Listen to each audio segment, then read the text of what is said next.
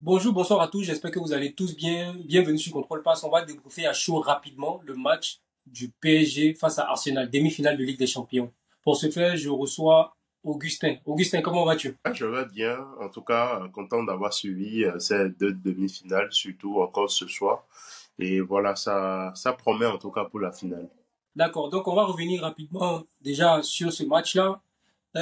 Déjà, qu'est-ce qui a manqué à Arsenal pour pouvoir renverser le Paris Saint-Germain aujourd'hui? En fait, moi, de mon côté, Arsenal, ce soir, c'est ce qui leur a beaucoup manqué. C'est pas tant ce soir, c'est depuis le match aller. Je pense que c'est là surtout, ils ont perdu la double confrontation et tout. Ils ont perdu les demi-finales. Parce que quand tu es à domicile, là, ne serait-ce que en termes d'ambiance dans le stade et beaucoup de chroniqueurs, de commentateurs, de journalistes l'ont dit. Genre, c'était limite un silence de cathédrale à l'Émirate et tout.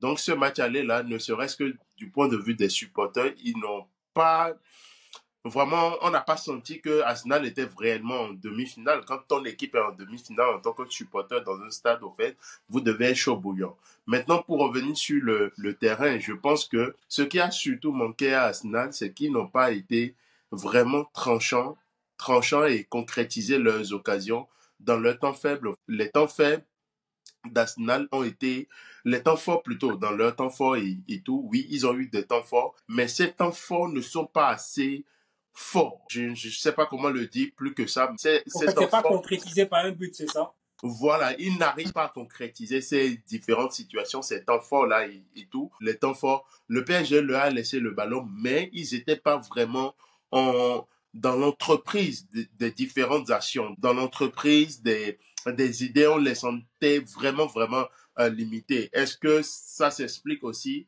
par l'absence d'un véritable neuf et tout? Et depuis 2 saisons, moi, je trouve que Arsenal a vraiment besoin d'un numéro 9. Et déjà ça, au match aller, et ce soit encore au match retour.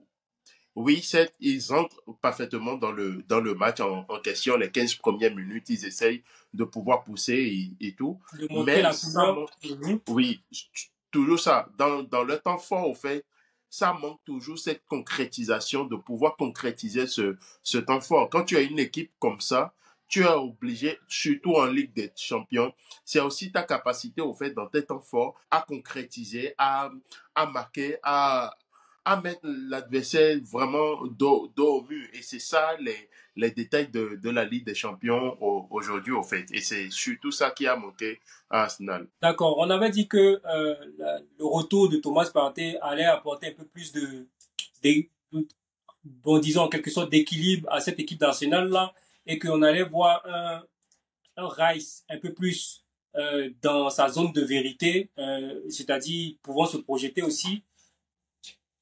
On a vu que et on remarque que malgré la présence de Thomas Partey, on n'a pas pu avoir cette concrétisation-là au niveau des buts. Bien vrai que c'est vrai, Arsenal a dominé, mais il n'y a pas eu, c'est pas matérialisé par un but malgré la présence de Partey. Est-ce que vraiment Partey disons, a-t-il été un maillon essentiel dans cette équipe quand on voit que malgré sa présence, ils finissent toujours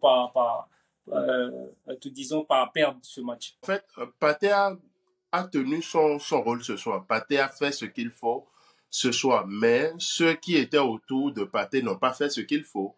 Quand je vois un Odegaard, que ça soit à l'aller comme au retour, sorti quasiment sans rien, sans avoir aucune influence sur le match, c'est pas possible. Encore ce soir, Declan Rice, il était inexistant.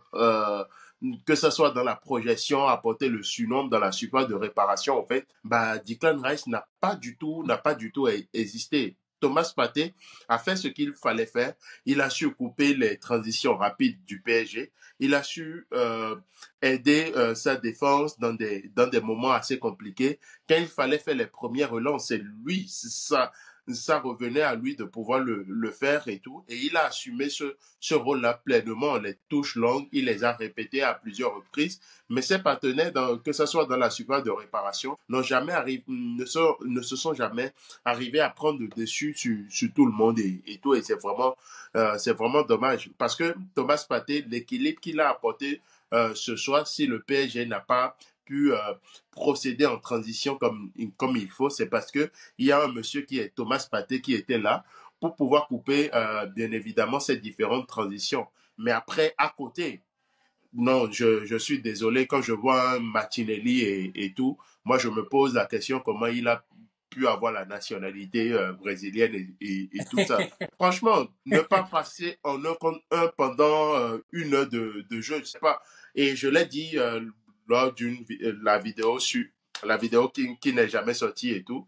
Jouer avec Martinelli et Trossard, au fait, les deux à l'aller, c'est comme si Arsenal jouait à 9 contre 11 et que voilà, c'est pas possible de pouvoir jouer avec Martinelli, les Trossard, c'est trop gentil au fait. En tant que tu as une équipe en demi-finale et tout, bah c'est trop peu et c'est trop insuffisant pour pouvoir prétendre à autre chose.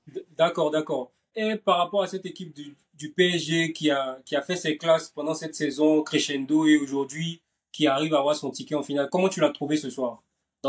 Surtout dans la gestion des temps faibles, puisqu'on reprochait à cette équipe-là d'être un peu fébrile dans ces moments-là. Ouais, c'est ce qui m'étonne dans la campagne de Ligue des Champions du PSG, c'est que si on doit diviser cette campagne-là, bien évidemment, en deux parties, parce que il y a la partie de 2024 et la partie de 2025. La partie de 2024, c'était un PSG qui ne mettait pas un pied devant l'autre. Certes, il se créait beaucoup de situations, mais il n'arrivait pas à marquer. Cette deuxième partie, qui n'est rien d'autre que depuis janvier 2025. Et, bah, ce PSG, au fait, bah, sur n'importe quelle situation, c'est une équipe qui joue en attaque placée, qui va jouer en transition, qui va jouer derrière le dos de la défense, se créer n'importe quel espace, exploiter les poches d'espace que laisse l'adversaire équipe et tout simplement. Mais en fait, ce PSG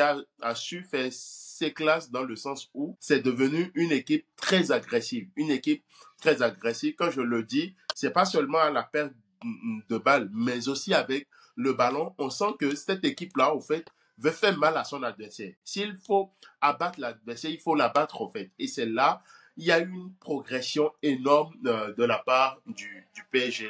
Et surtout dans la gestion des temps faibles. Surtout aussi la gestion des temps faibles. On voit un PSG les années précédentes, surtout en Ligue des Champions, en fait, quand il y a un petit temps faible du côté du PSG, c'est qu'ils doivent encaisser minimum un but, ce qui n'est plus le cas aujourd'hui. Certes, il y a eu ce match en retour face à Aston Villa que dans le temps faible, ils ont encaissé 3 buts et tout. Mais mis à part ça, à chaque fois, en fait, face à n'importe quelle équipe, en fait, surtout par rapport à cette demi-finale, la manière dont ils ont travaillé, la manière dont ils ont collaboré en équipe. Et limite, Arsenal, sur les deux rencontres, en fait, était tout simplement stérile, en fait. Parce qu'ils ont su vraiment gérer les temps faibles et tout. Et ça se matérialise par le fait que non seulement ces ailiers viennent énormément défendre, les ailiers viennent énormément Tout le aider les monde, latéraux. genre, c'est-à-dire tout le monde est concerné. Et aussi, genre, ce qui valide aussi ces temps faibles, il faut dire aussi que c'est la grosse prestation genre de Donnarumma aussi, qui fait les Ouais, arrêts qu'il faut, qui soulage sa défense comme il faut aussi.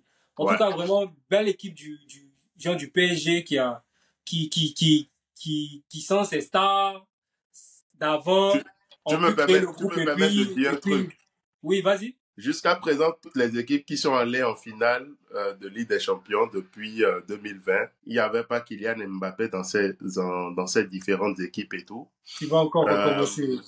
Comme Tu vas quoi, encore recommencer, il y hein, a un Augustin? individu qui quitte le PSG se retrouve en finale. Il n'est pas là, le PSG est une meilleure équipe.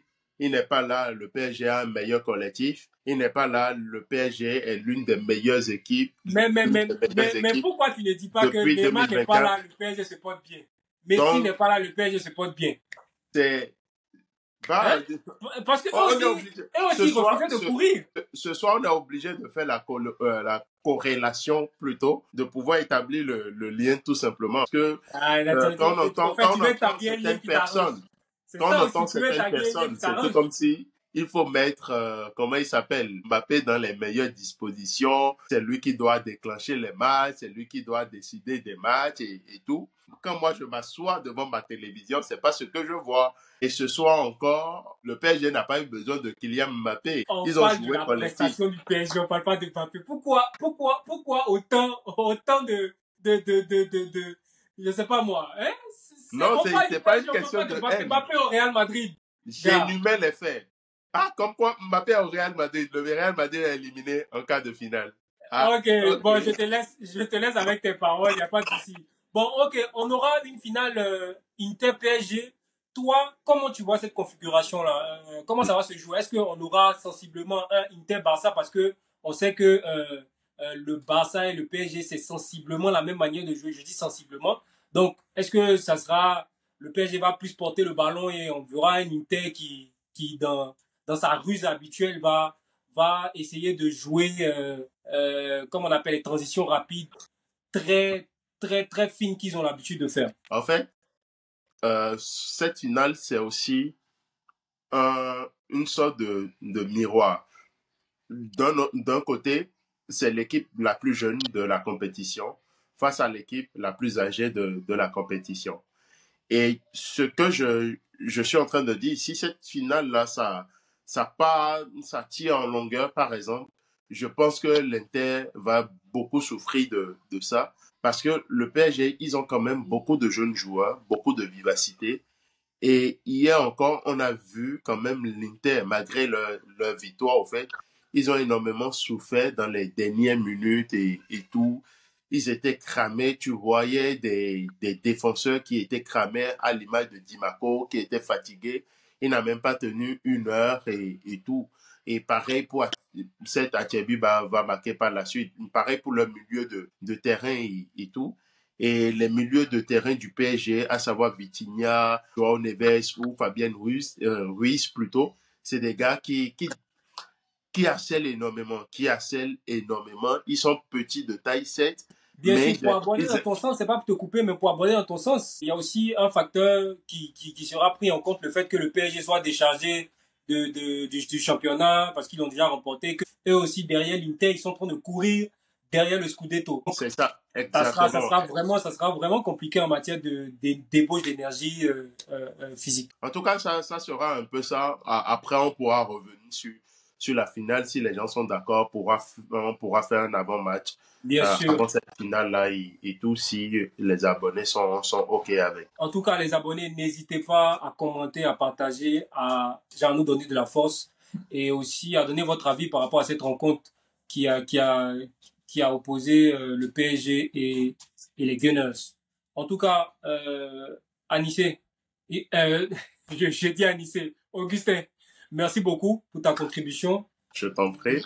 Merci aussi, puis laisse un peu Kylian Mbappé en paix. Non, si jamais le PSG remporte la finale, le pressing sera intense. Hein. Ah, il dit le Ça, pressing, tu ça, c'est exagères. rien. Je vais me Ok. régaler sur Twitter. Ça, c'est Non, rien. tu es Oh, vraiment pas sérieux. Ok, y a pas de souci. Bah, mais, merci. Bonne soirée, Augustin. Et à OK, la prochaine. OK, ciao. Au revoir.